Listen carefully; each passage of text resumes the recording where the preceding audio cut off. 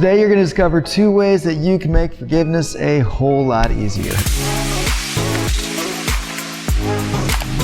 Hey everybody, my name is Chris Pavel and welcome to What Jesus Says About, where Jesus speaks for himself so you can respond for yourself. And Jesus says a lot about a lot, so make sure you hit subscribe in the button below. Now today we're going to talk about what Jesus says about forgiveness, sort of. Because in today's account he's not teaching on forgiveness, he's demonstrating it. So after Jesus is arrested and sentenced to be executed, things escalate pretty quickly. He gets mocked, beaten, he gets spat on, a crown of thorns is put on his head, and he's nailed on a cross to die. But while he's hanging on the cross with the soldiers and the crowds all around him, it's at that moment that he looks up and he says, "Father, forgive them, for they don't know what they're doing." And here's where we start to see the connection between forgiveness and knowledge. It's like in a movie where there's a villain who we hate and then we grow to love them the more we learn about their story. Knowledge does the same thing for our ability to forgive. How? Well, first of all, when you think of the person you don't want to forgive, yes, what they did to you is terrible. But when you stop and remind yourself that they don't know you and they don't know your story, you'll find that your compassion for them increases because